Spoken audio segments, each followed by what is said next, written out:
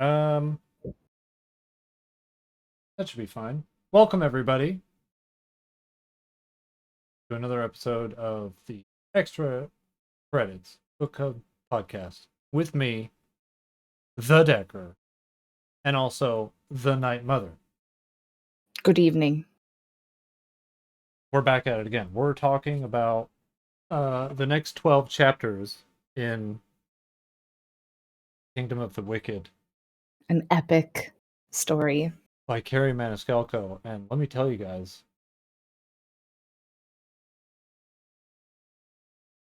there's some dumb shit happened in This girl, book.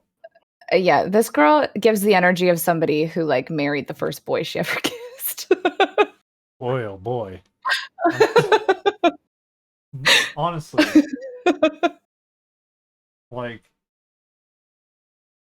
the kind of energy of someone who never questioned anything the church ever told her. No. And did exactly what they said her whole life. Mm-hmm. And it's her writing a fantasy novel is probably riddled with personal guilt. Yeah.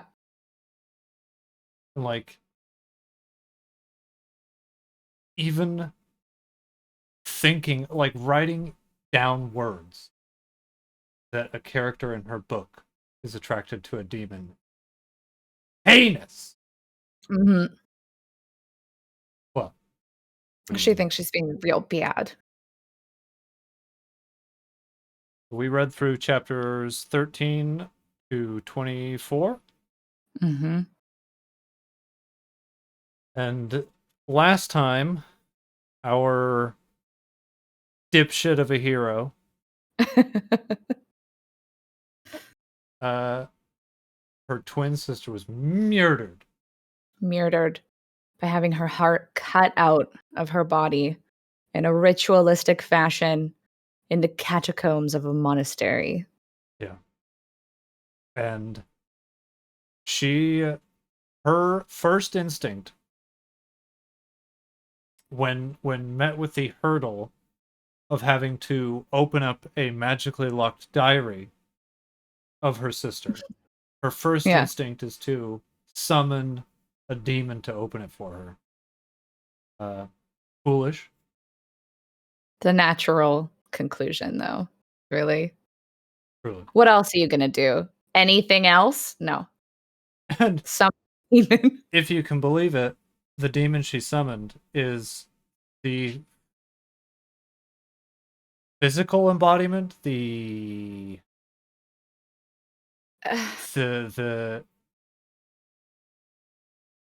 all of these demon princes are named after the 7 deadly sins, which is so lame. It is, because there's a lot of really cool archangels that were cast out of heaven that became fucking excellent demons. And yet we have the 7 deadly sins. All these demon princes are named greed, envy, wrath, pride. But there's a part where she finds out that there's a demon prince named Pride, and she's like, well, pride is associated with the devil, so that's gotta be the devil. And then that's just taken as fact, never mentioned again. Yeah. Yeah. Immediately, apparently Lucifer just flat out is not the thing. Pride is the devil and the ruler of hell. Hate it. She's never done any myth. She's had she did a unit on mythology in grade 7 and then just never looked at it again and was like, yeah, I'll put a pantheon of goddesses in my book, but I won't attach them to any mythology. I know kind of course. that I know hell exists. I know there are demons and I'm afraid of them. But as for actually even she just disregards all of Catholic mythology as well. Yeah. It's just everything. There's a basic framework and then she just fills it in with whatever she's heard during her lifetime. And it's all like the most basic stuff. There's no creative element to it. It's just like, I know the 7 deadly sins. We'll do that. Yeah. And it's shocking at how so little effort has gone into creating this world. Like, it takes place in Italy. It takes place in real Italy. But like the kingdom of Italy, we're never given any indication about what time period it is, if it's a fantasy realm, if it's the real world of Italy. Like there's just, we don't get any kind of like background information whatsoever. It's just kind of fed to you in sentences, but not with any intention behind it. Just and like details when convenient. I almost wonder if it, because as a writer myself, I have a problem of having all of the information in my head. Like, I've worked everything out, but I fail to convey that in the writing because I'm like, well, I know it. Why do I need to write it down? Right. And I obviously don't know if that's the case here, but it could be. I think it's that she doesn't know it, so she doesn't write it down. She's like, if I don't mention it, they won't notice.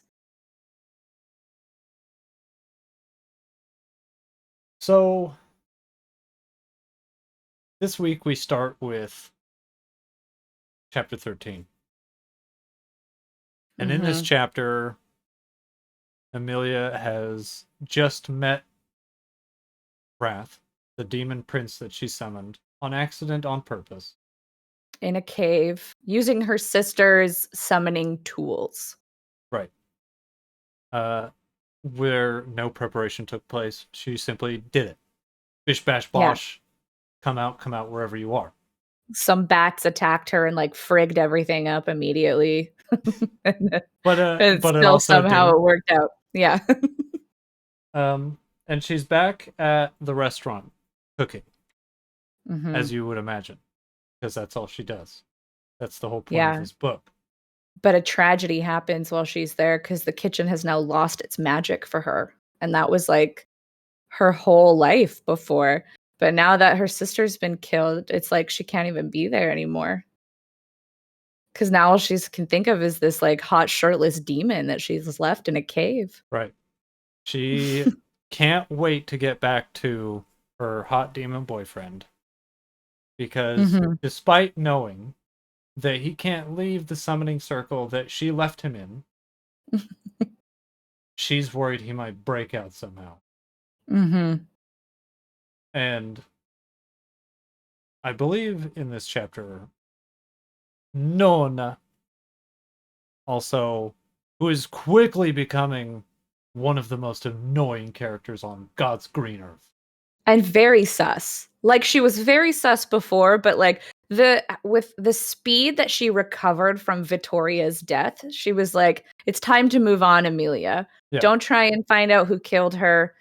Like, she cared more about Vittoria's murder before Vittoria was actually murdered. And then as soon as she's done, she's like, it's time to move on. This is behind us now. No more dark magic. Things happen, Emilia. Yeah. Oh, okay.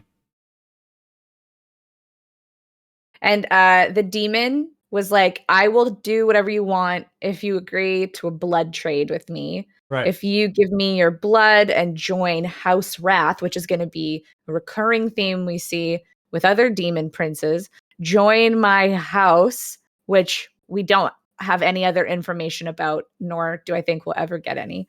And then he'll help her in her quest to track down her sister's murderer. Right. And she thinks she could kill him. She's like, no, I'm not going to do it.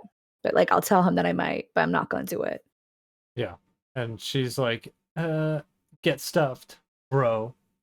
And he's like, okay, sue yourself. I've got nothing better to do. Yeah.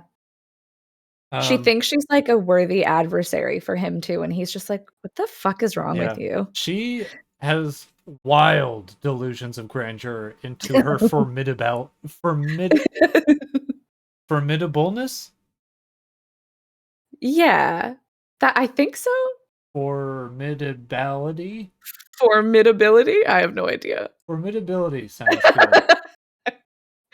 Either or. Yeah. But like she thinks that she is capable of standing toe to toe with lords of hell. Yeah. And frequently lies to herself about the outcome of these said confrontations. Mm-hmm.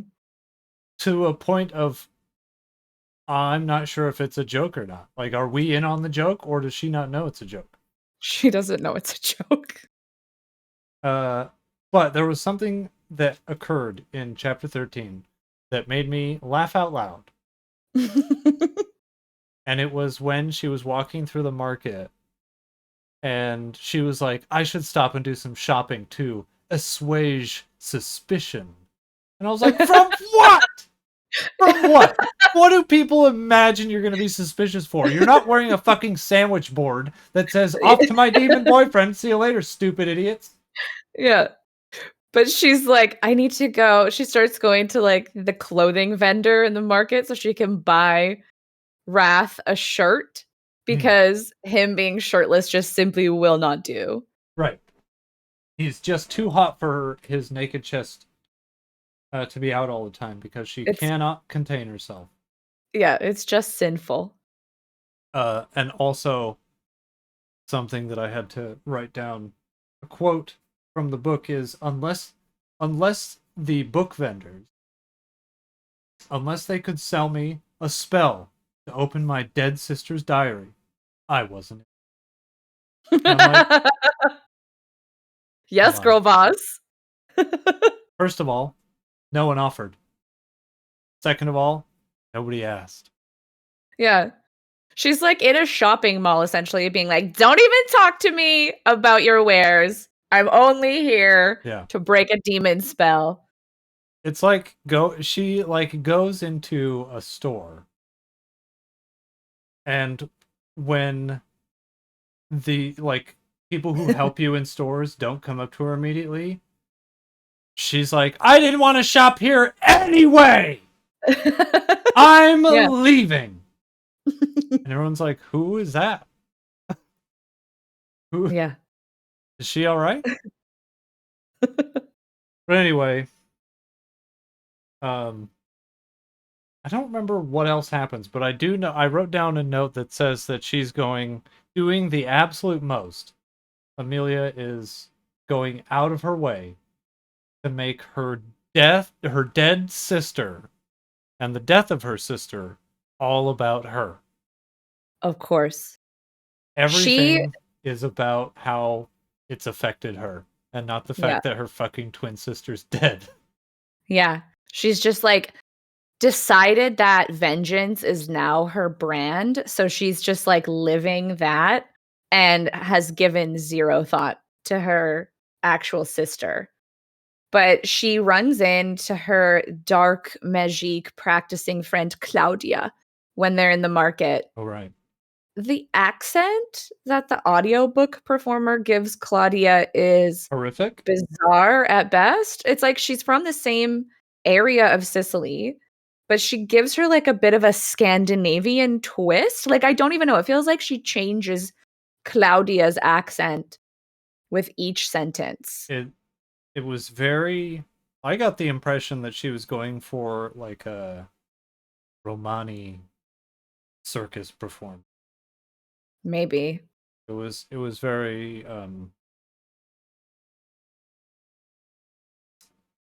what's the word? Like Eastern European. Yeah. By way of Barovia. Yeah. Yeah. It's bad. Awful. So much of that, like, unless the audiobook reader is actually using her speaking voice or saying something in like with an Italian accent. Mm-hmm. She makes the most offensive accents. Yeah. And don't even get me started on her men. Her men is just Eva Green in Penny Dreadful after she's had a harrowing encounter with demon possession. Yeah. Like, she's got like this horse I've just been possessed by a demon for a little bit voice where she's like, Mr. Chandler, leave my house right now. But Claudia. Amelia, if you don't. Yeah, and Wrath is like the best one she does. All of the other ones just sound like even her raspy old men. Yeah, but they're all supposed to be like classically handsome, arrestingly handsome. But Claudia tells Amelia that she's been having these like dark visions and that she's so worried about Amelia. And Amelia's like, oh my God, do you think she knows I like summoned a demon? Yeah, but then she thinks to ask her friend, she's like, hey, Claudia, my friend who practices dark magiques, do you have any way to open this diary that my sister has magically sealed? Like, that should have been her first course of action instead of like, I've run into a problem. I'm going to do the one thing I was raised to not do and summon a demon to open a book. But she's like, oh, Claudia, you're here. Like, could you maybe open this book for me? And she's like, I don't know. This seems very old, but I'll take it. Hell yeah. And then she sees this like shadow demon hovering over her friend's head as they're having this conversation. That's like, he's here. And that it's this voice that she apparently heard the night her sister died, which I don't recall being mentioned. No, me either. But the chapter ends with Claudia being like, yeah, I'll look into your demon book for you. So now she doesn't even have the demon book to go, or not the demon book, but like the diary that's been sealed. Right. But she's like, I'll go. Now she has this demon in a cave, but no diary to help get him to help her open. But that she doesn't let that stop her because apparently she didn't need any of that at all. She carries on with her investigations unimpeded. Which and when the only piece of your evidence is locked away, I feel like that would put a significant damper on your investigations. But what a fool I've been imagining such things. Yeah. So she like goes back to the cave with this shirt she purchased for her hot boy demon. And he's like, I'm not putting on those garbage rags, and like throws them in a corner. Yeah. And he's basically like teasing her about, he's like, oh, like, did you have like sinful thoughts about me? Yeah, because like, now you want me to put on this shirt. Like, does my fucking hot bod bother you, Amelia? And she's like, yes. And he's like, damn, tell me why though. She's like, it's just not appropriate. Put this on. Well, I mean,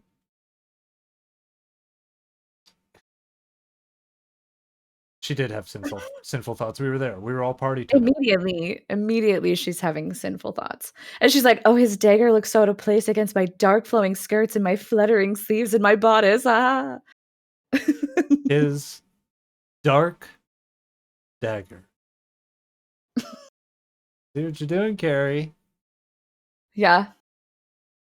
Any which way but loose is the method of the Catholic sexy times. Yeah. Any way you can get it. Mm-hmm. She also has a quote where she says, his annoyance joined mine in unholy matrimony at a part, and I had to rewind it because I thought I misheard, but I didn't. Boy, that's...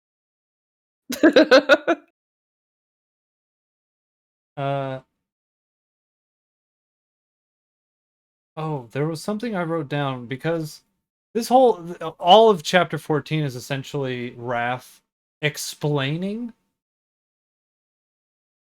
things to her in the most annoying way possible. Like, he gives half answers, half truths, or non-answers. Mm-hmm. And one in particular incensed me so much, I wrote half a page of my notebook. And it's not a huge notebook, but still, I was incensed. And it was after I had written about, I was irritated because Amelia, like, trying to tease him and goad him, was like, ooh, well, if I did your blood trade, would you help me? And I was like, stop! You can't, you can't tease offering something in jest that you're not going to give him. Yeah. It's very Mean Girls. Yeah.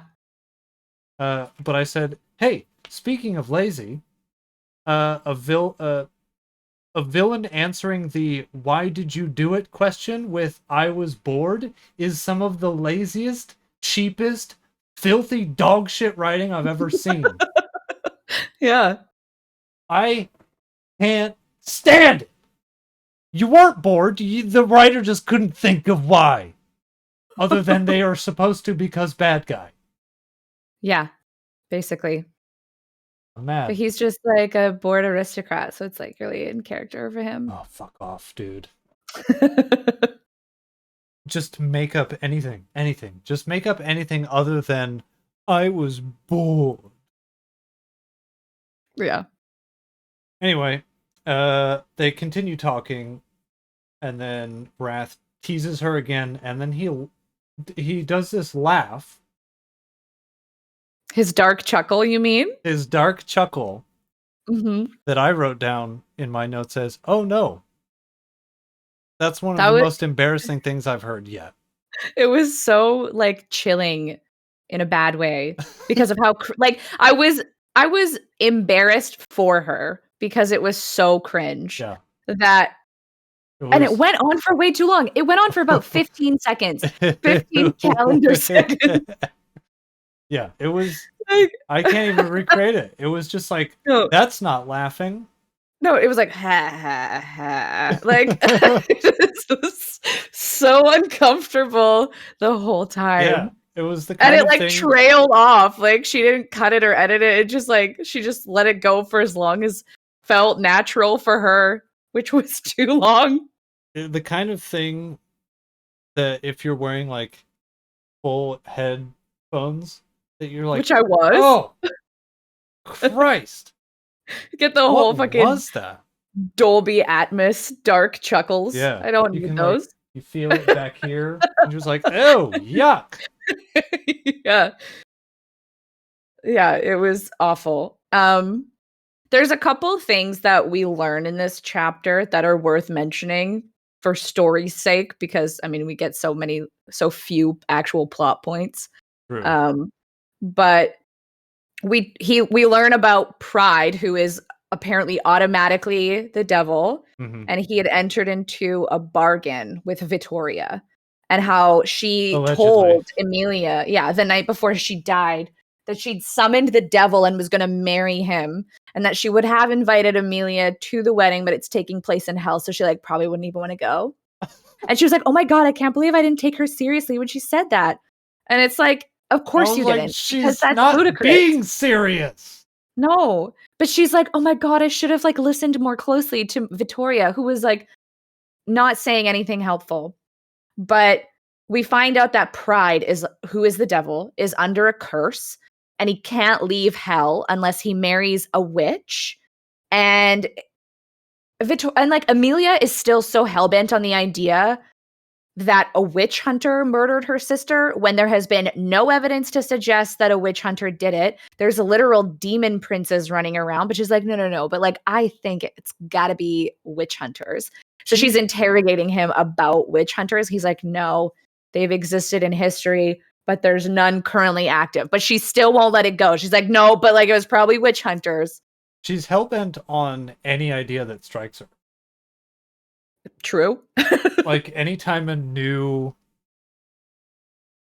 revelation comes to light, that's the current like fact. And she latches onto it with such fervence. It's bizarre. Like she was like, oh, obviously a demon did it. And then she's like, I'm gonna kill this demon who done it. And then someone's a random one. She doesn't even pick. But already knows it's the one. Mm-hmm. And then when she's like, "Why did you kill my sister?" And he's like, "I didn't." She's like, "How could it be?" Yeah. So she gets this information and she's like, "I'm going to the monastery." And he's like, "Where are you going? Bring me for protection. Also, this containment spell only lasts for 3 days, so I'm gonna get out of here one way or another." Yeah, And busting she out his leaves. chains. Yeah, she leaves at the end of the chapter to go to the monastery. I think to investigate her. I don't know why she's going to the monastery, but she's going, and nothing can stop her. But it's fine because she doesn't even make it to the monastery, anyways. Right. And chapter 15 also, is. Yeah, chapter 15 for me has one note, and it's that Amelia embarrasses herself in front of Envy. Yeah, that's essentially all that happens. She meets Envy, who like accosts her in an alley. I admit, I wasn't really paying attention to this chapter because a lot of bullshit was just being like, it was just white noise in my ears. I had to listen to it twice. But essentially, like, Envy's like, by the way, I'm here. Hello. Also, you're feeling very jealous. And she's like, oh my God, why am I feeling jealous? And he's like, because I'm Envy. And she's like, yeah, but why are you doing this? Yeah, she's like, I was suddenly so jealous of all the demons and all their demon powers. And if I could just have an inkling of their power, I could like bring the underworld to its collective knees. And I was, she's like, oh no, I don't have my moon blessed chalk with me because this dress doesn't have pockets. So I can't draw a circle around me to protect me from this demonic envy. Right. And she's like, A tool that has never been mentioned before. But she just thought of it in that moment. Yeah, but as she was writing the chapter. Truly a misstep that she didn't have the thing she had never mentioned before. Rich lore in these books. But so she has like Wrath's dagger with her, and she starts like cutting herself with it. Like she starts like plunging it just a little bit into her own heart. Yeah. And she's like having a really like it's borderline like super horny self-harm. Yeah, I was really uncomfortable. I was like, Carrie, why are you doing this? Girl, stop. And she's like, but because she is full of envy, but then her stupid, I forgot about the fucking matching magic tattoos that appeared on her in Wrath. And like that one of her little crescent moon tattoos starts like pulsing and she's broken free of the spell. And then Envy's like, hey, you want to like sell your soul to my house? Yeah. And she's like, no. Not at this time, she says, like a door-to-door salesman. Yeah, she's like, sorry. I don't, you know, oh, I'm sorry. I don't have any cash on me. Good luck, though. Yeah. Not right now. And bye. And then Envy's just like, okay, well, see ya. Do any of your neighbors want to join, or guess we'll catch up later. Mark it on my map. And then she just runs to Claudia's house, basically. Yeah. Who my note for chapter 16 was, thank God Amelia has friends that can deliver exposition.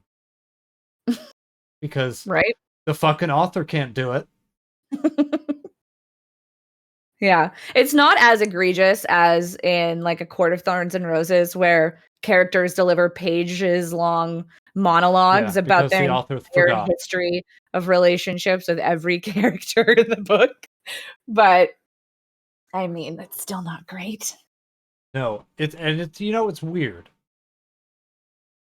Because in ways, this book is worse than that one. But part of me was like missing Feyre, and I was not pleased to be experiencing that emotion. But in other ways, it's leaps and bounds better. But in none of the right ways. Like, this book is fucking garbage. Yeah. Anyway.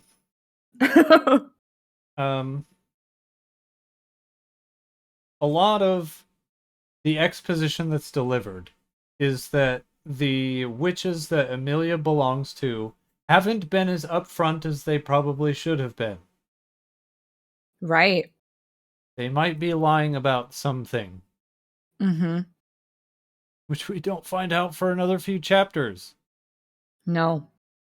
Which is something that puts this book in a rung above Court of Thorns and Roses, because they would do, in that book, they would have like, ooh, something isn't as it seems. And it's this. And it's this. And you're like, oh, okay.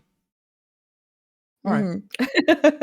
I have no more questions. But my note was, it seems that the beloved al dente witches are liars too. Mm-hmm. Because the first witch, La Prima, cast a curse on the devil. Right. Because he stole her firstborn's soul.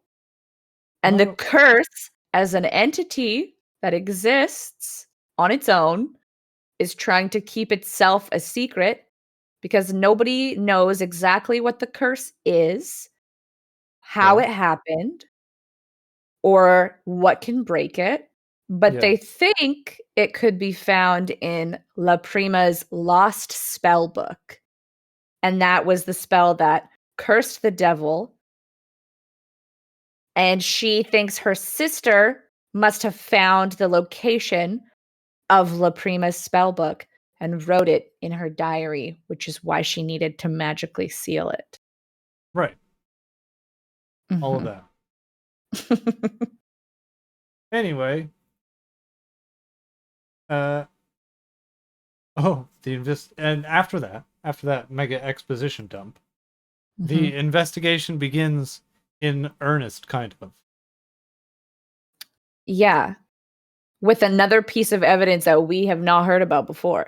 Right. Until right now. They were like, after all of this, you're like, okay, we're kind of dead in the water with investigating as far as, like, you know, the rules of investigating.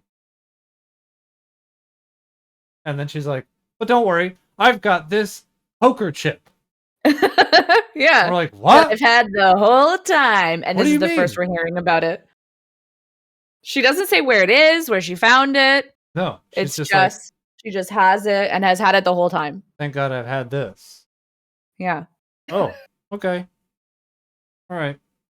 So she's like, well, I need to find out where this casino is. And then she makes like a little like list about all of her questions that she wants to answer. And she is like, and I'm sorry to make this reference, but it's literally the same thing.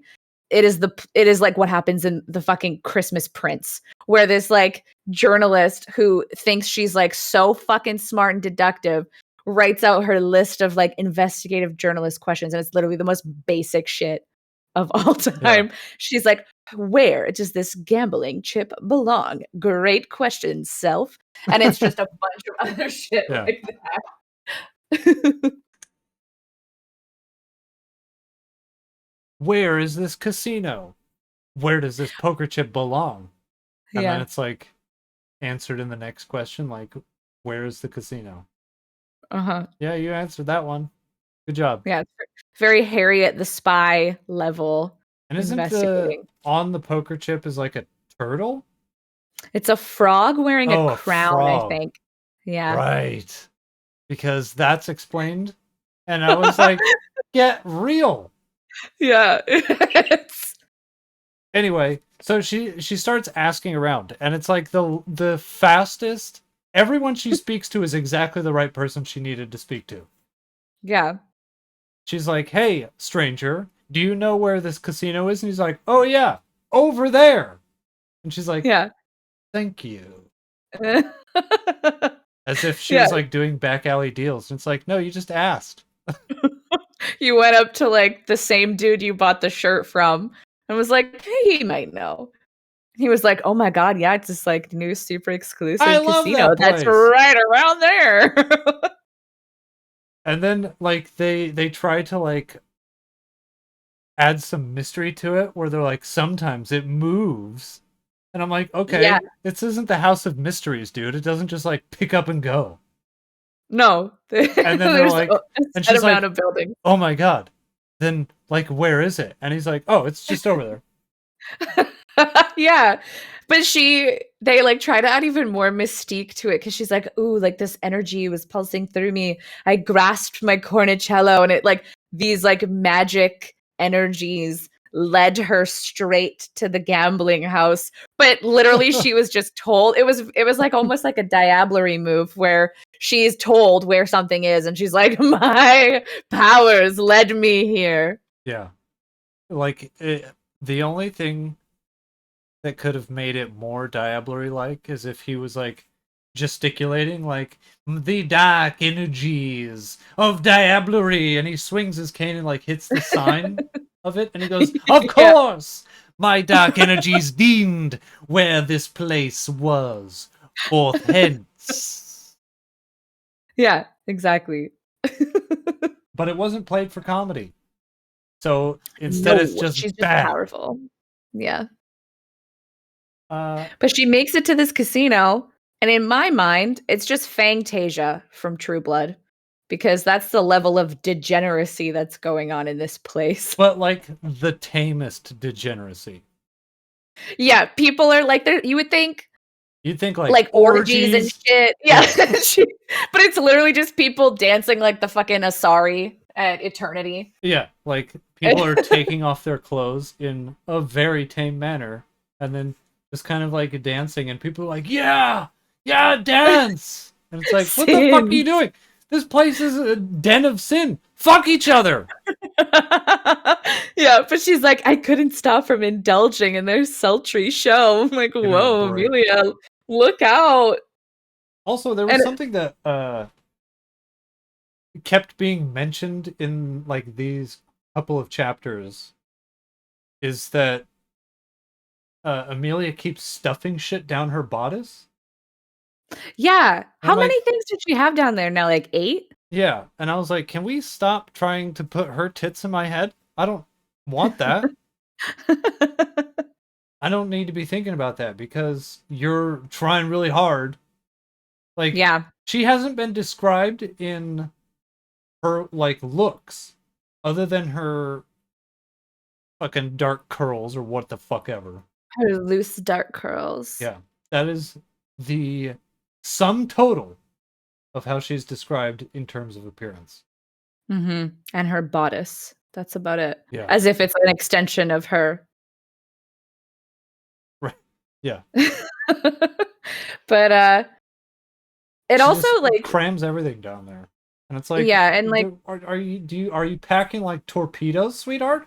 Like how much can you fit in there? You'd be surprised, apparently, with how much she can fit in that bodice.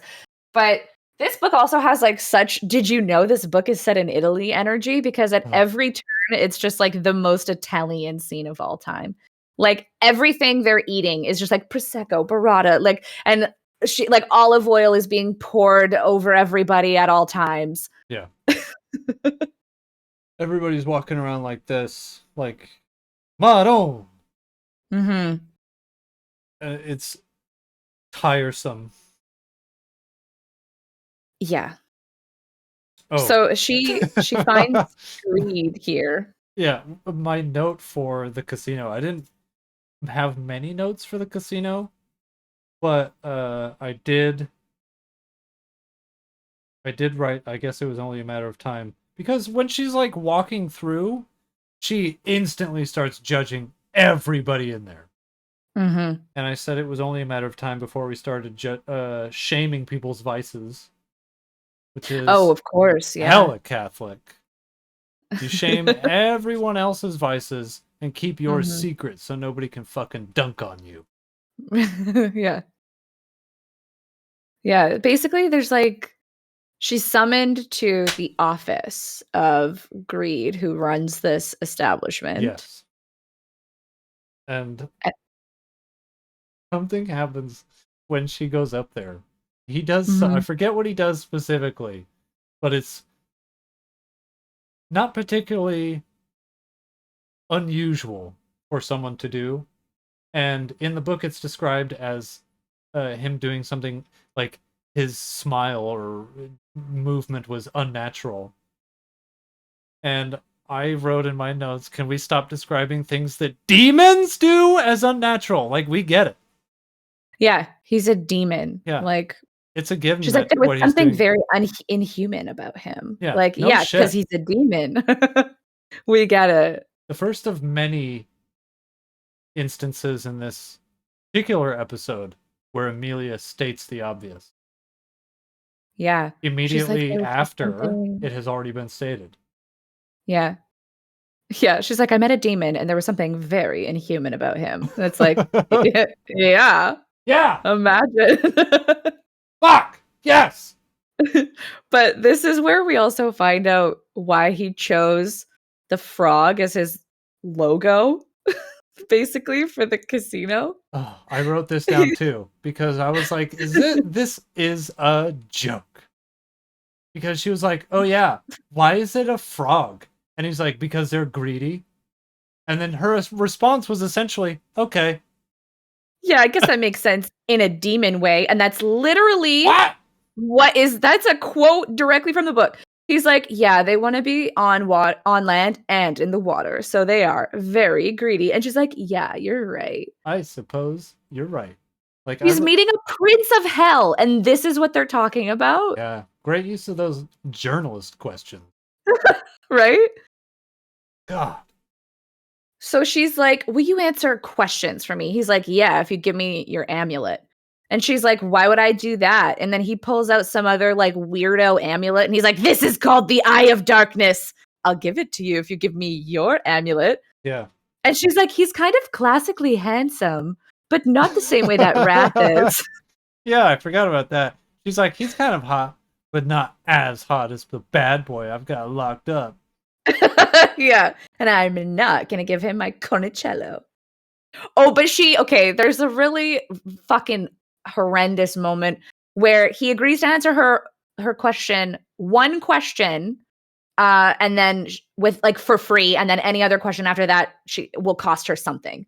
So she's like, so for her first question, she says, "Tell me about the Horn of Hades" or something like that, and we find out about this crown or a key that locks the gates of hell. And then she asks another question after that. And he's like, no, I already answered your question. She's like, but I didn't phrase it like a question. And he's like, fuck, you got me. And like, that's like the late seasons of Supernatural level writing. It's really bad. It's very corny because like, it's just, that's the most classically bad exchange you can have with a demon. Yeah. Like, if he is a prince of hell, he's not going to get done over by someone going, ha ha, I didn't phrase it like a question, even though I implicitly used it as my question. Yeah. And then, like, the intent apparently means nothing. Right. But then he essentially tells her, like, get the actual exchange, but she's like, so you have my sister's Cornicello. Yeah. And he's like, she gave it to me. And she's like, okay, then where is it? Haha, that's my question. Gotcha. Where is it, dipshit? And he's like, I don't have it, dummy. It's being held by the basilisk from Chamber of Secrets. Yeah. And she's like, okay. And he's like, yeah, so you'll never get it. And she's like, yeah, but you don't have it either. And he's like, you're right. True, but like, you think if he had stolen something or had been given something that was so invaluable to him that he would want another one, he would keep it on his person at all times. But instead, he has locked it away in the basement of the monastery. So essentially, like, literally the Chamber of Secrets with a giant snake demon. Yeah. Which called is a viparity or a viperidae. So fucking dumb. Just call it, if you're gonna steal, just steal it. Yeah. I mean, she did. She just had the wherewithal to name it something dumb. Mm-hmm. But her pulling one over on Greed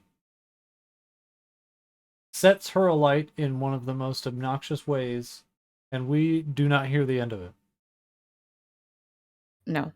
She will not stop bragging. Like, by the time I finished the chapter 24, she still wasn't done bragging about that shit. Mm-hmm. Ooh, but a lot happens in chapter 19. Right. I wrote down a couple of things.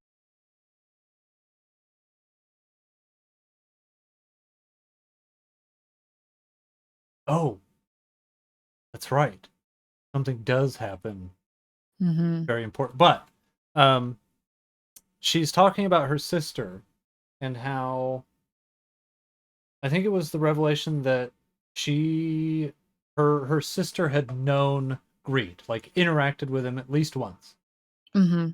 And she was like, how can this be?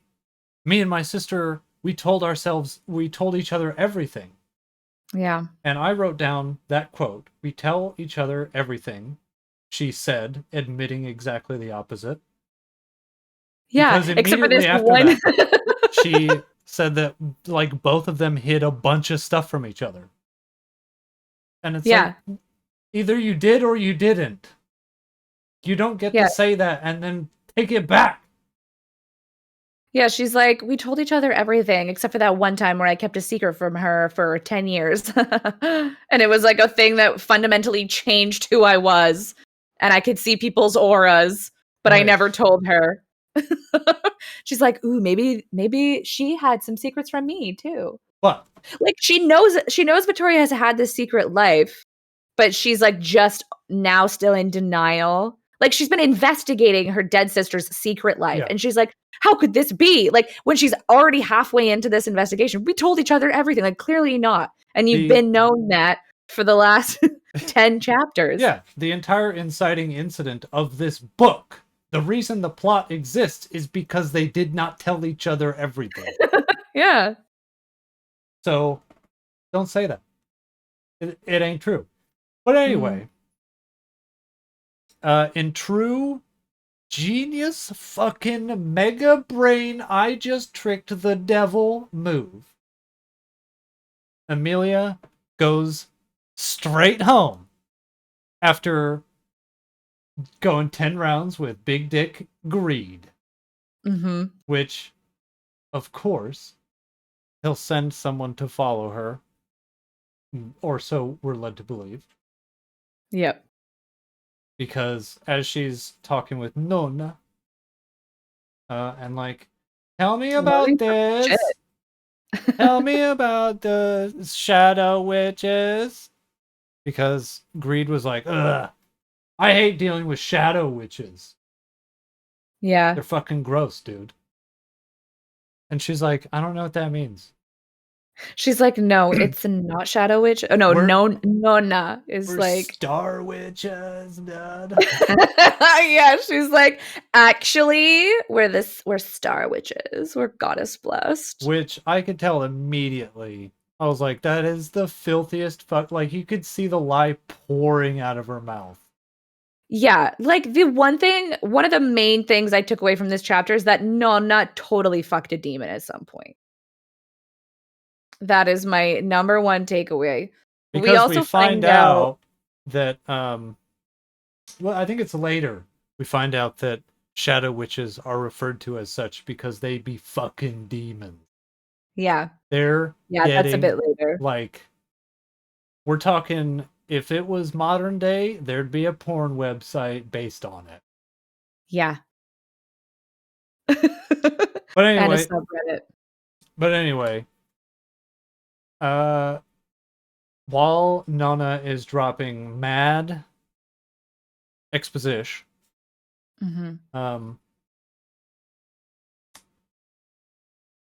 Amelia's knife magically like lifts up and then like slices Nona's throat. Yeah, so I think it's worth mentioning what the things she told Amelia were, though, because I don't remember the specifics. Okay, well, this will probably be important later, but I don't know for sure. But let's mention it anyways. So we find out that like there's this. She's been trying to understand information about the horns of Hades, which are apparently, or the horn of Hades, which is one horn that is a key to open the underworld. And then we find out from Nonna that the horn of Hades is actually the horns of Hades, which are actually the real devil's horns, which have been shrunk down and put on amulets, which are her and her twin sisters, Cornicellos, that are keeping the devil in hell. And they had these amulets since they were 8 and told that if they ever brought their amulets together, hell would break loose. Yeah. I'm just, and it was, I don't know, but basically, yeah, they're wearing the horns around their necks their whole lives, and in somehow, no way, I think that's actually not worth mentioning yet, but they can both open and shut the gates of hell and summon the devil. Right. And she's like, and Nona's trying to like sugarcoat it. She's like, no, we didn't like fuck demons. We like helped them. We like worked with them. We just like worked with the fucking demon princes very closely. Very closely. You could almost say we worked in twine. Yeah. But yeah, I guess, yeah, the dagger just flies out of Amelia's hands. It's described horrendously. Yeah, because I'm not clear about what happened in that. I remember listening and I was having the thought like, oh, Nona sucked some infernal dick. Big time. And then I was completely caught off guard by the line, my blood quickled. What? I don't remember the context, but I was listening and something happened that made Amelia's blood quickle, and I was like, that's not a word. What the fuck? I don't remember that. I alt tabbed out of whatever I was doing, hit like back on the like 15 seconds reverse, and then it said blood quickled, and I said, what? Carrie, no. You can't just make up words. And while I was still recovering from that, I was hit with another dreadfully overused, like this is textbook lazy writing. Mm-hmm. I watched everything happen as if in slow motion. Yeah. Except, nice try. She didn't say slow motion. She said,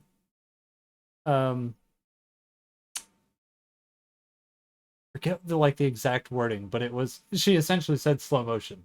Like, as if things were happening very slowly. But she like thesaurus.com slow motion to try and find something more exciting.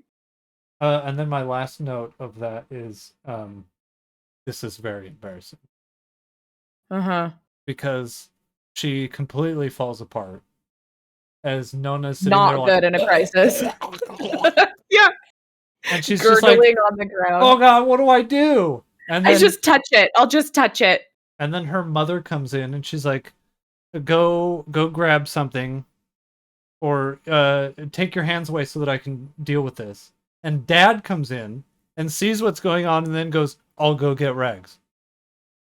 Yeah, no emotional reaction from this guy, as if it happens every day, as if she just like peed her pants or is having like a senile episode, instead of like had her throat slashed and is now dying on the floor. This was the only moment where I was like, I'd like to see the actual text, please.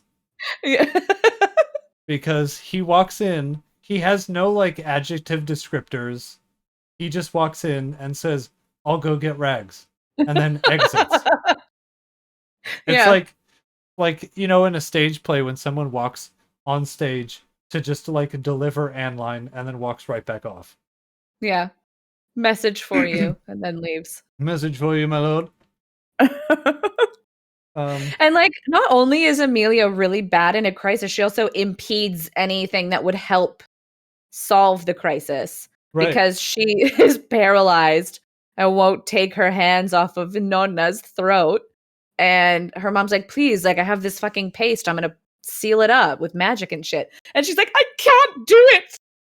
And then the ghost demon, who apparently was responsible for slashing her throat, escapes through the window.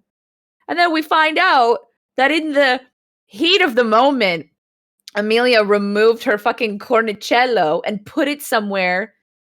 Like, for the first time in her entire life, she took off her fucking amulet that a demon just asked her for, put it on a table immediately after seeing him. And the demon steals it. And the best part is, her taking it off is never mentioned. Yeah. It's only revealed after it has been stolen that she did at some point take it off. When did she do this? Because she comes home, immediately starts interrogating Nonna, and then this fucking demon shows up. Harry, when did this happen? Book is falling apart. Mm-hmm. She's missing integral information. Yeah. But they immediately get her Nonna sorted. Like having her throat sliced open is no sweat, dude. No sweat. We just they just cured it with a salve. Yeah, like she got they just put fucking arnica on it and she was fine. Mm-hmm. Band-Aid will do ya. And then Amelia sets out to get answers. Yeah, she goes back to Hot Boy in the Cave. Yeah, Hot Demon Boyfriend. With incentive to get him to talk. She's got her secret weapon. And she's like, here, I brought you food. And he's like, ugh, fucking human food? Get real, dude. I don't want to see it. I don't want to smell it. I don't even want to look at it. Yeah. And he's like, look at that thing. And she's like, it's a cannoli. You don't want it? And he's like, no, I don't. She's like, just try it. You might like it. And he tries it. And wouldn't you know it, he fucking loves it. And I think we're supposed to think that this moment's really endearing and cute. It's very embarrassing. Because I wrote here, what do you mean you don't want my mama's cannoli? What horrific beast be you? And then immediately after that, oh, fuck off, dude. Because, of course, her mama's cannoli fucking turns him 180 degrees. Ugh. Yeah, he's he starts eating it and then eating more, and then he cutely frowns into the bag when he notices that they're gone. And we're supposed to be like, oh my god, he's so cute. Just wants food. He's trash for dessert, and I'm trash for him. Stringing up the noose in my room, dude. And then their tattoos change into wildflowers, which is just a cute detail. I don't understand, and I hate it. Or it's fucking mood ring on steroids. It's like a millennial mood ring. They're like, oh my god, my tattoo's changing because we're in love. Shut the fuck up, dude. We've been given no information about these tattoos other than the fact that they match, they hurt when they change, and they exist. Right. But then she starts asking him about the Viparadi, the basilisk from Chamber of Secrets. Yeah. And she says things like, I ignored the expanse of toned golden skin in my face. Oh, one other thing. The only thing we get about Greed is that he looks like he's made out of melted copper coins. That's what she says when she describes his skin tone. Yeah. And that he's classically handsome. I was like, what the fuck? He looks like he's been forged. What is this? He looks like it was just such a bizarre way to describe somebody. Right. And it's because like her instinct was to describe him in like his skin color in like a food. Right, yeah. Because there has been in like the last 5 years internet discourse that, you know, stop describing skin tone as like mocha or chocolate. Right. And she was like, Copper coins. You have to write mocha. But she was like, I know, copper coins. Melted money. Perfect. Because greed. Oh my god, I'm so fucked. Like, she hit up her WhatsApp group, was like, guys, I fucking. You haven't met an author as clever as me, dude. Like, her group text with all the girlfriends, all the other girl bosses, she was like, check this out. Just Oh wrote my it. god, Carrie. That's so good. Like, I've never heard anyone describe that way before. Yeah, I know. Get it, girl boss. Also, we learn that the best way to get around the Chamber of Secrets basilisk Put it to sleep. is to employ a sleeping spell. And that's literally from Harry Potter and the Philosopher's Stone when they're trying to get through Fluffy. And so she's like an 11-year-old Harry Potter and a 12-year-old Harry Potter. But it's not and stealing, it's two different things put together. But like the way that the scene unfolds is exactly what happens in Philosopher's Stone. Because she's like when Harry and gang get to the abandoned classroom on the 3rd floor corridor, they open it up and there's a harp that's playing and like Fluffy's asleep and the music stops and the creature wakes up and it's like, so this sleeping charm, she magically can put this thing to sleep but cannot magically keep it asleep. So there's no point to this fucking sleeping spell. It's like, oh, it doesn't stop them from waking up naturally. Yeah, it's like it just makes them fall asleep. Yeah. But they're just regular asleep. So, for 4 minutes. Right. So if theoretically, if you're not tired, then you'll just be like, yeah, right. you'll do like my dad napping between patients at work, like just yeah.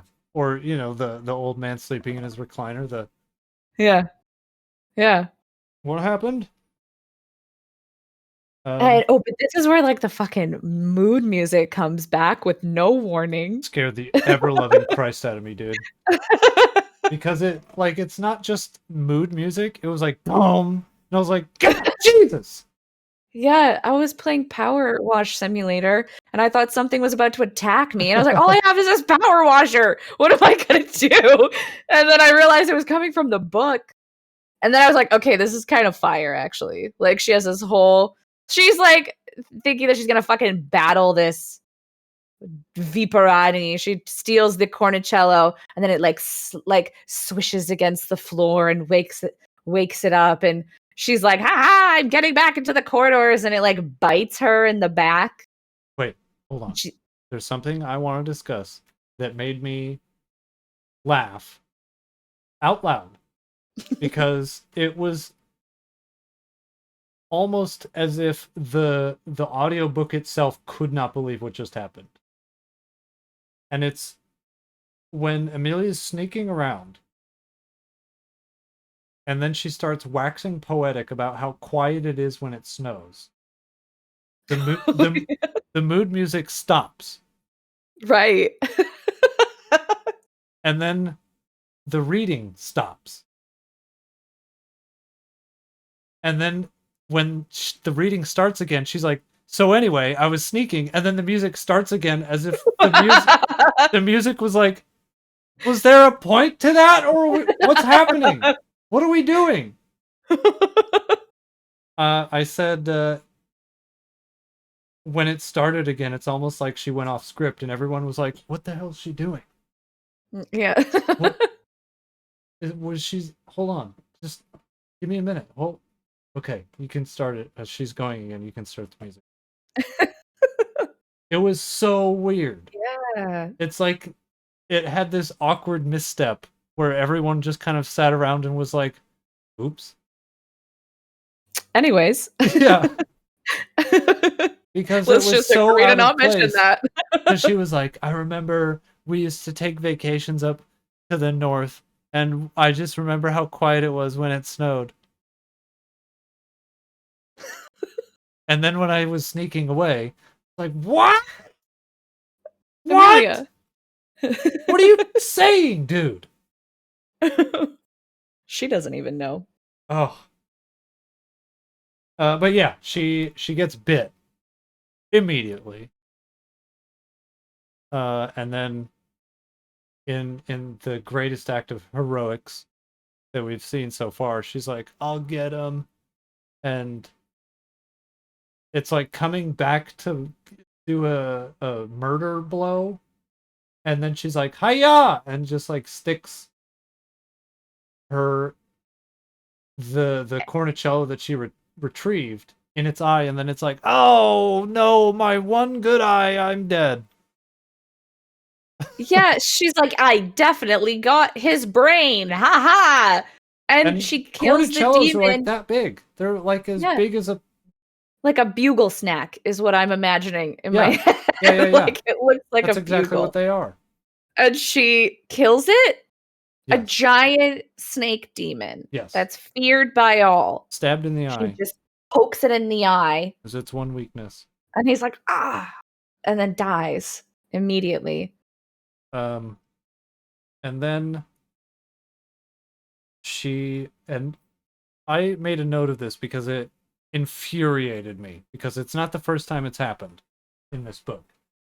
But when she's like realizing that she might be dead because the venom is working through her system, she's starting to ice. Yeah, she's starting to be dead, and then she starts laughing. And I wrote, I'm so sick of people, specifically authors in this context, not knowing what emotion to use so they make their character laugh. It's staggeringly lazy. Just take a moment and think. What would you be going through if you had just been bitten by a giant snake and you were probably going to die because you feel the venom starting to kill you? Think. You're not going to laugh. Like, if you are faced with death, you're not going to have a giggle. Yeah. And like, especially not like this melodramatic bitch. Oh, it pulled me right out of the dumb scenario we were already in. And then it's to get even more dumb. Yeah. And then she passes out and is rescued somehow by Hot Boy, who's gotten out of his confinement spell. Yeah. He picks her up and she's like, oh my God, like a body made out of steel is carrying me right now. It could only be one person. And then she's like in a poison coma for most of this chapter. Yeah. And he's like, she's describing him as being all like erotic and whispery and like brushing his lips against her. Yeah. She's straight up having like the Fight Club sex dream. Where it's like a fever dream, but you're pretty sure you caught a flash of titty. And it's so weird. And like clearly the blood trade was forced on her. Yeah, I don't know if they exchanged blood. But a kiss was, and that was a big important part of it. According to her, but maybe that was something she actually was aware of being true. Like, because he was like, no, that's not how we do it. But okay, so he brings her to some house, right? And she's in this poison coma. she's aware. He's like, I have to get you in this tub. Like, I can help you through this, but you have to verbally consent. Can you consent to whatever I'm about to do?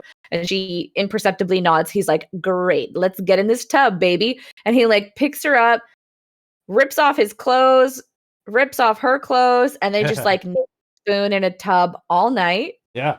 And he licks her neck at one point in the shape of an S. Like, the whole thing is super horny.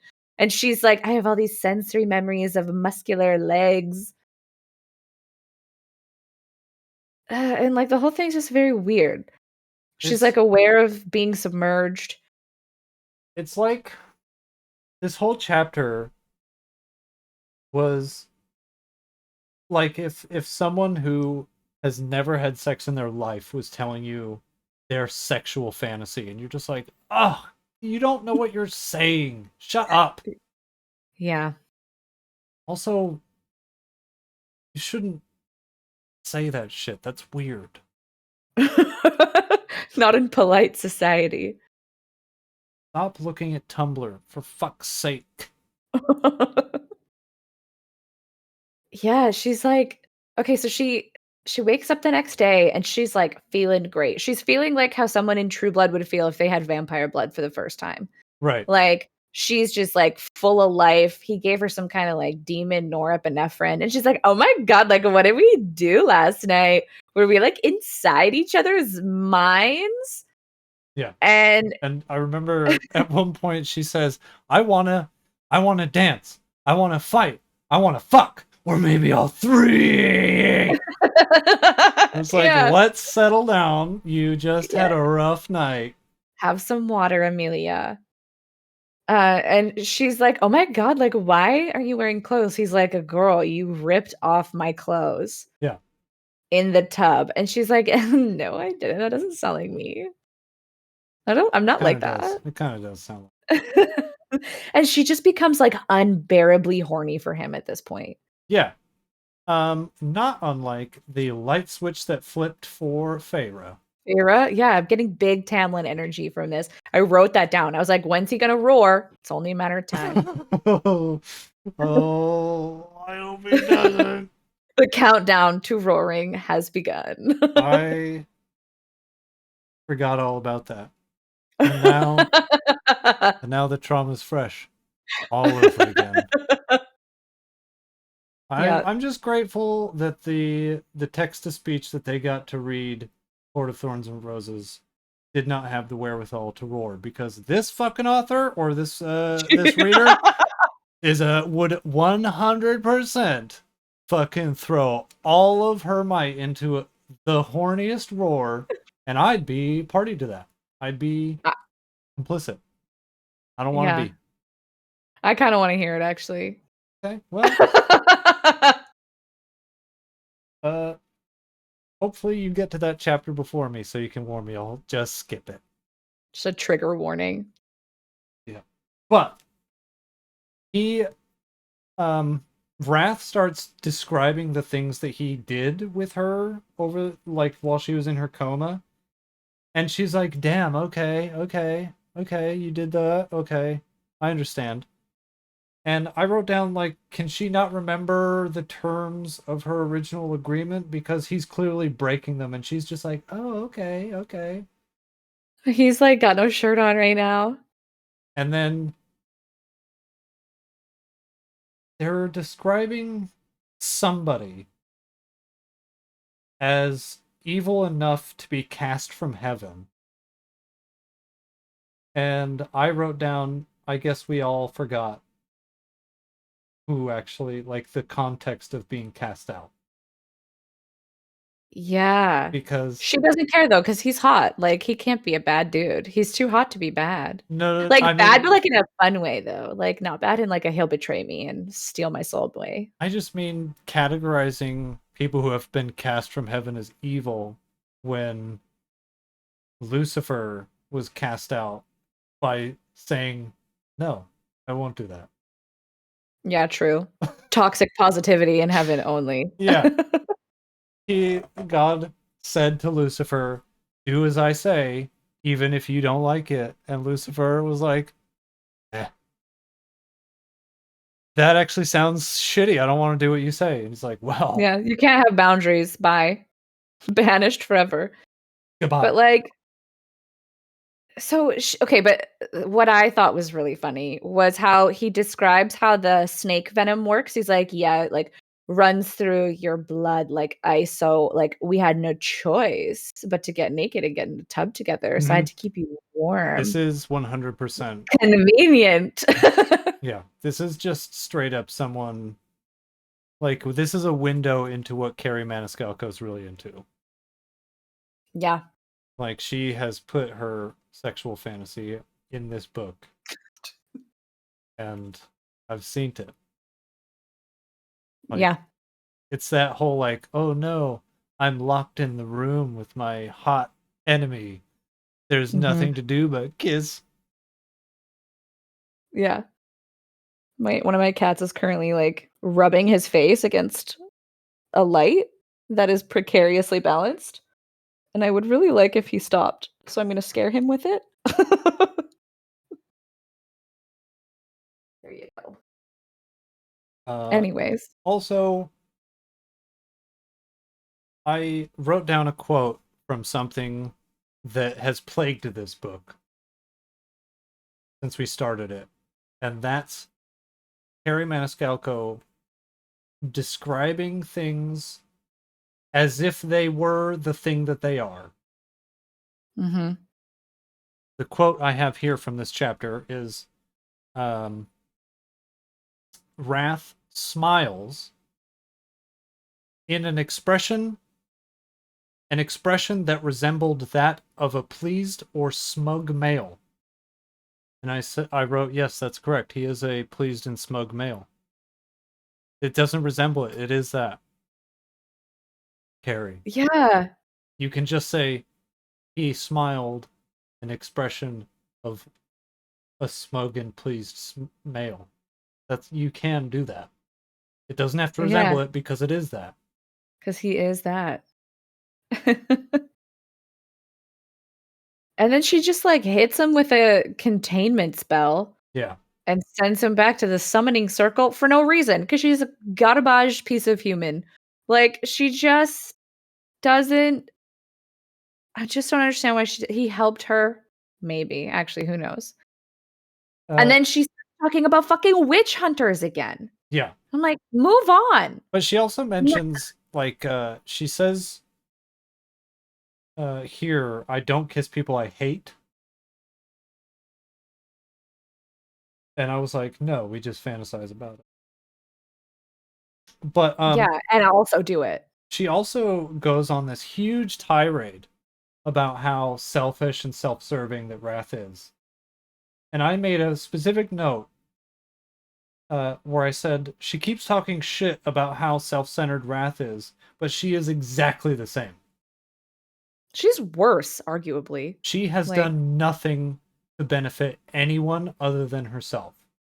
And in fact, frequently speaks to how she doesn't want to do anything unless it benefits her. And I was just like, what is the weather like on your ivory fucking tower? Yeah, and the way that she describes it is like that it's like a stepping into her power move when really she's just being a selfish bitch. She's like, I won't let anyone tell me what to do anymore. And it's like, no one was. And also, what cost? I think Carrie Maniscalco has read from the girl boss handbook that was written by Cersei Lannister. Yeah. Where it's like, oh no, that's not a girl boss. That's a bad person. A tyrant. That is a narcissistic tyrant. Yeah. That's not a girl boss. No. And she's dead. Because you hate to see a girl boss lose. True. But like, there's this whole conversation that they have that amounts to them like sharing information where he is freely giving plenty of information and she uses every opportunity to take digs at him, like stabs, jabs, like, hey, fuck yous, what do you know anyway? And it's like, he's doing all of this of his own volition. You're the one who have him trapped and forcing him to tell the truth. He can't lie to you. And she's still like, oh yeah? Well, how do I know you're telling the truth? In the contract. Yeah. And then she's like, after he gives her all this information, she says that how him giving her information reminds her about how Victoria used to write in her diary. And she's like, yeah, and because that reminded me of that, it's kind of like Victoria is giving me her blessing from beyond the grave to work with him. And I was like, excuse me? Right, the diary she can't read. Yeah, but how does she make that connection? She's like, he is talking to her. And she's like, oh my God, my sister used to write in her diary. And so that must be like her saying it's whatever I'm doing right now is okay. What? Like there's no connect between any of those things. Yeah, the mental gymnastics are And remarkable. I felt like I was losing my mind at that part. But then he's like, it's literally impossible because she's like gloating about how she tricked Greed into answering 2 questions. Yeah, and And he's like, you didn't trick him. Impossible to Prince a Fool of Hell. She's like, yeah. But I did though. And she's like, I did it though. And it's like, if she can do it, literally anyone could. Or he wanted you to know get something. Tricked. Yeah. Also, there's a part where Wrath is basically like, you are kind of a rude bitch.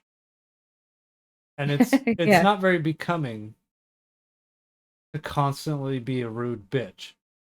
And she's like, oh, that's rich. A demon lecturing me about manners? And I was like, he's right, though. You are rude. Yeah, she starts hysterically laughing about it. She's like, this is the funniest shit I've ever heard. Oh my God. Oh. I've known so many women like this girl. And it, like... I'm white knuckling through this book. Like, I can't stand it. I also wrote immediately underneath that, I wrote, Amelia is the ultimate beggar and chooser. She loves having her cake and also eating it. Yeah. And is furious if she can't have both. Yeah, she's like, how dare you like be against witches and women and like me just trying to avenge my sister. But they like go into their alliance and she's like, he tries to say something like cute and funny to her. He's like, yeah, like if you died, who would give me my cannoli? And she's like, yeah, you're right, actually. Yeah, and she takes that moment to gloat too, where he's like, damn, I really won him over with that cannoli. Yeah, he starts giving this big speech about how she's like he's not going to coddle her or be nice to her ever. And she's like already crossed the room and it's just like just blatantly just not listening to him at any point, not giving him the time of day. She's like, are you coming or what? There's also that moment where he's like talking. He's like, listen, when we get in there, it could be dangerous. So I want you to like stay close to me because if you get hurt, I might not be able to help you. And she's like, ooh, I'll show him. And she like sneaks away from him as he's talking just to like get him. Like, ooh, fucking got you, dog. You were fucking talking while I was walking away. And I was like, I said the amount of masturbatory one-upmanship is so lame because she's the only one playing that game. Yeah, and she thinks she's winning. Yeah, he's not playing. And she's just like, God, fucking chalk another one up for Amelia, dude. I'm ruling this game. I forget where they go. Because they're sneaking in somewhere. Oh, they go back to the place where Vittorio was found dead. And something occurred that made me write in my notes an entire line's worth of ha-has. But I don't remember what that was from. So they get to the monastery She's like, just so you know, I let you out of the containment circle because I need your help and not because I like you. And she asks him why he was tasting Vittoria's blood. And he's like, oh, I wanted to see if there were signs that she had aligned herself with a demon house, right, which she hadn't.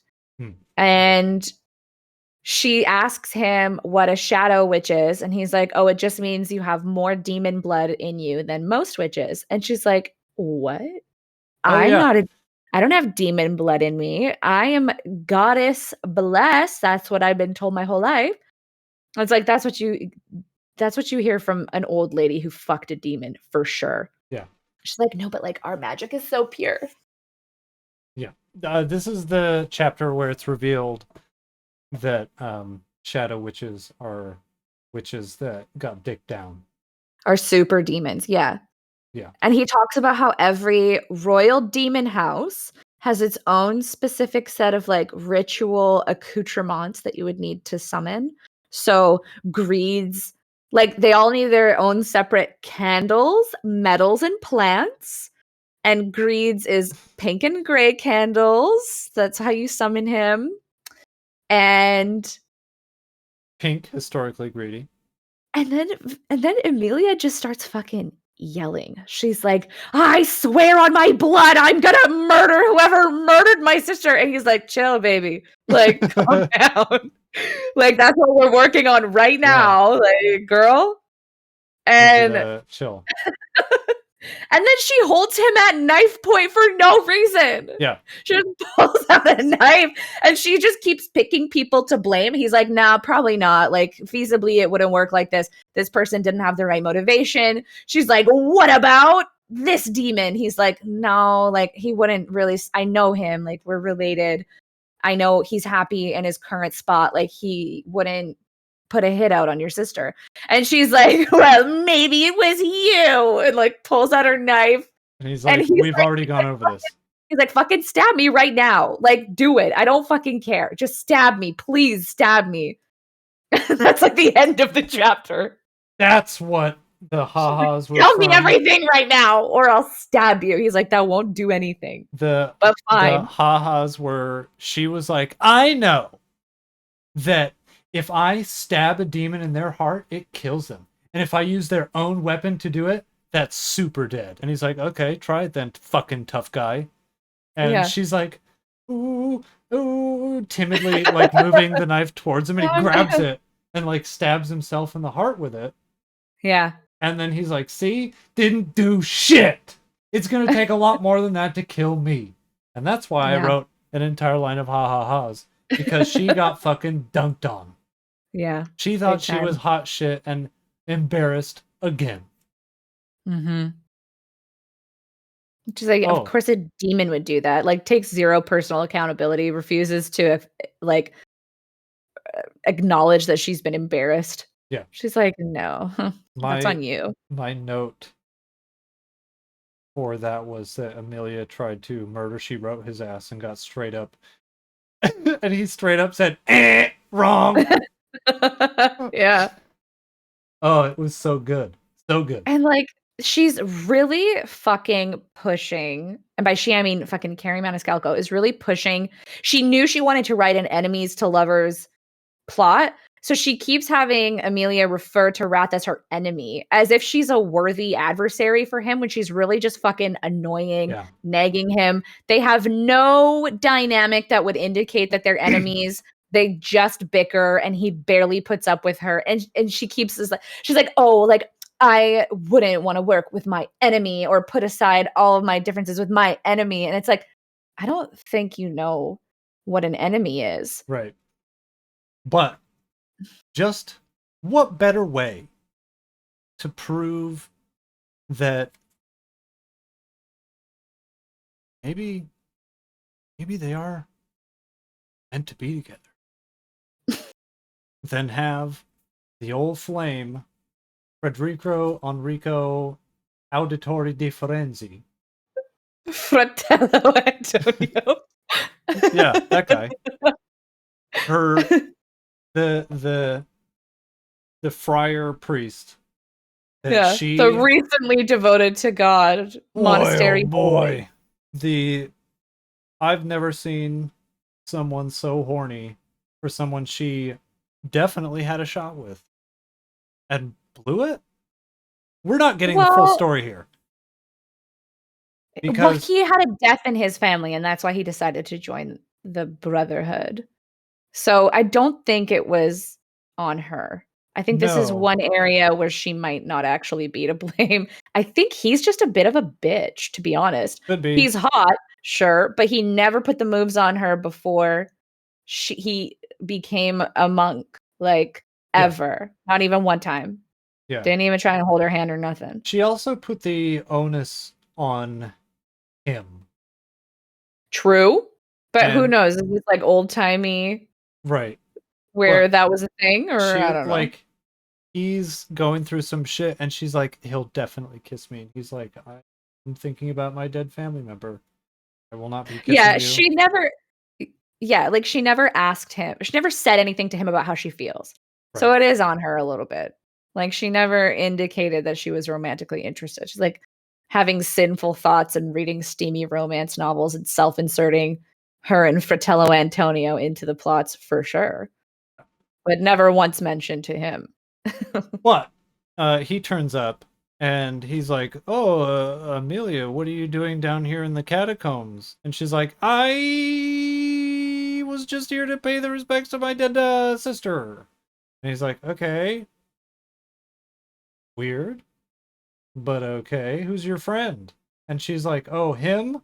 He's... What name? Samael." That's right. He's like, "Okay." And I expected to meet you. I expected a record scratch noise. What?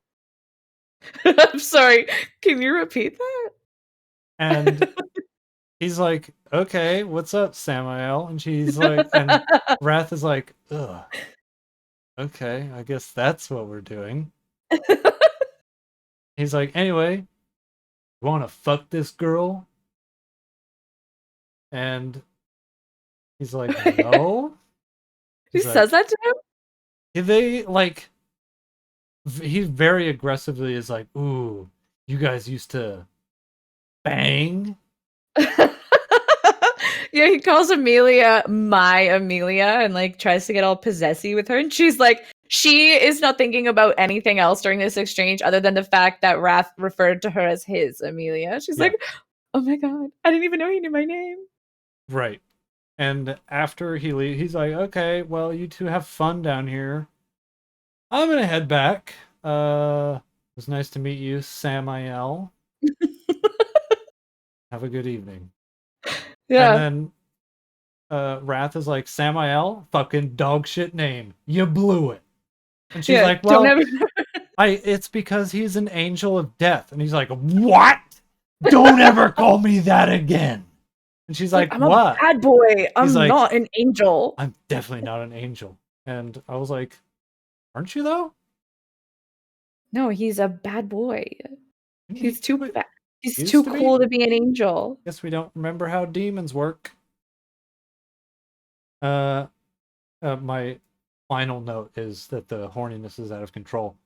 Because it really is just like a disgusting display of, like, just fuck already. He just starts thoroughly, like, he gives her the most, like, invasive once-over of all time after Antonio leaves. And she describes in great detail his eyes, like, raking over her bodice, etc. And infernal elevator eyes. Yeah. And then he's like, "All right, we gotta go meet the new potential bride for Pride, and hopefully she can tell us some shit." And then she's like, "Maybe Antonio killed my sister, because that's someone I've seen recently. Let's blame him." Literally just anyone who she can see could have potentially murdered her sister. Yeah. Anyone she makes eye contact with when she's thinking about her sister's murder, she's like, "Ah, it could have been them." Which is all the time. Yeah. It could be herself. Who do you have any predictions about who killed Vittoria? No, we don't have all the information. That's true. It'll probably be someone we haven't even met yet. That will be revealed at the last minute. 100% someone we haven't met. Yeah. And if Carrie wanted to really be a fucking like leaper writer, with like the kind of writer that makes me go, oh, you've got great ideas, but you need to refine your craft, as if Amelia's the one that did it. Doesn't even know that. Yeah, that would be good shit. Because Wrath is like, I don't think a demon killed your sister because of the way she was killed. Demons don't normally carve her hearts out. They would just like bite into her and be done with it. He's like, maybe a human did it. Yeah. And she's like, a human. Fratello Antonio? Could it be him? I just saw him 5 minutes ago. Or I kind of think, I was like, is it Nona? Part of me. That's exactly what I was going to say. Yeah. As like a... Because that'd be dope. That'll teach you. Be pretty good too. But because it, much like how I prepared myself for the Star Wars movie, whenever I was like, will they do this? And I was like, no, that's a good idea. They definitely won't do that. Right. But that is the sum total of what we read this week. Next week is another 12 chapters. And officially, this is the halfway point of the book. And we have gotten almost nothing. Yeah, we've gotten almost nowhere. We have a framework of a world, barely, a few people in it. Demons named after the deadly sins, which, okay. Lazy, but okay. Star witches. Demon fucker and witches. And cannoli. Yeah. Yeah. Limoncello. And limoncello. And an abundance of time-infused olive oil. One character that was noticeably missing from this series of chapters was the family restaurant, which I found surprising. She just kind of was like, this is a big deal to me, and then never mentioned again. Yeah. There's only so much you can write about olive oil. You'd think. And pounding a dead chicken into submission. Well, yeah. But that's all we've got for you guys this week. Next week we have more. Week after that, the last bit. Week after that, something else. All right, you guys. Thank you for listening